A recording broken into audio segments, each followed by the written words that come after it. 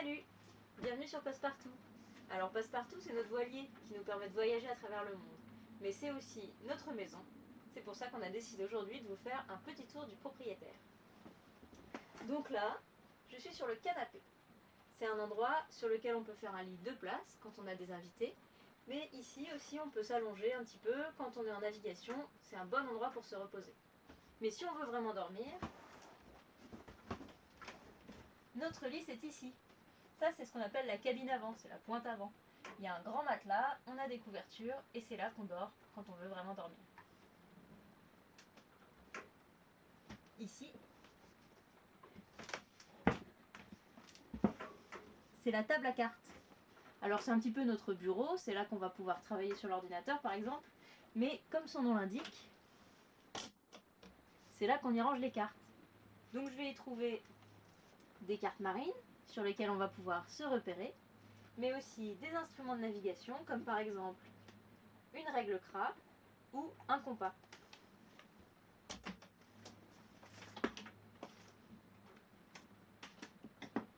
Si je navigue la nuit, je vais pouvoir allumer cette petite lumière qui me permet de lire ma carte.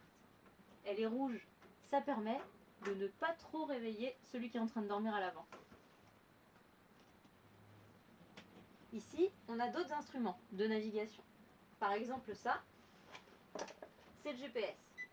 Il va pouvoir nous donner notre position et on va la reporter ensuite sur la carte. Ensuite, on a ici une radio qui nous permet par exemple d'appeler le secours si on a un problème. Ça, c'est une radio pour avoir de la musique, mais elle a une très longue antenne.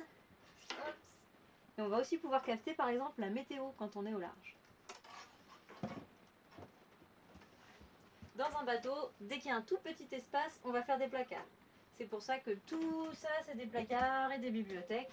On a plein de livres pour identifier les plantes, identifier les animaux et apprendre des nouvelles choses. Là, c'est l'endroit où on range nos légumes. Et enfin, vous vous demandez peut-être ce qu'il y a derrière cette porte. Derrière cette porte, il y a Wenceslas. Oh, bonjour. Pas facile d'avoir un endroit à soi sur un bateau. C'est la seule pièce qui ferme ici. Ceci dit, c'est cohérent, c'est aussi les toilettes. D'ailleurs, contrairement à chez vous, où les toilettes, lorsque vous voulez tirer la chasse, vous appuyez sur un bouton.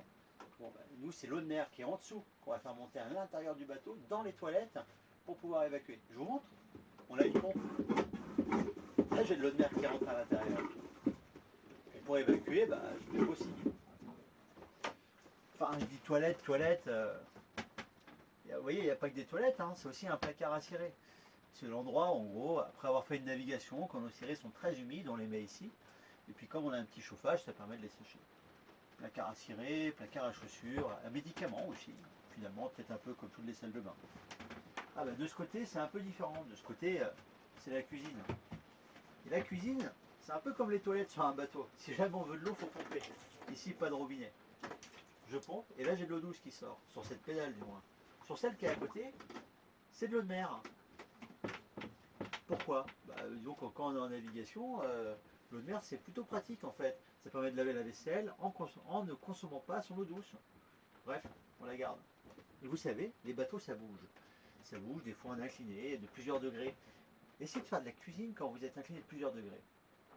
La solution qu'on a sur un bateau, c'est d'avoir une gazinière qui s'incline aussi. Comme celle-ci, elle bouge sur balançoire. Du coup, au moins, l'eau, les omelettes et les crêpes restent correctement dans la casserole et ça ne vole pas partout dans le bateau. Autre petite chose, on a quand même un frigo ici. Bon, il s'étale en profondeur et un peu sur les côtés aussi. Il n'est pas aussi petit qu'il n'y paraît. Mais ce frigo, il n'a pas de compresseur comme vous. On ne peut pas le régler en température. Il reste tout le temps à la température de l'eau de mer. On vous expliquera pourquoi un jour.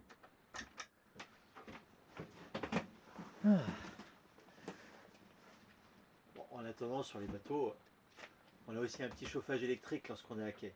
Et lorsqu'on est en mer, c'est un chauffage au pétrole lampant. Bon, j'en étais où, moi?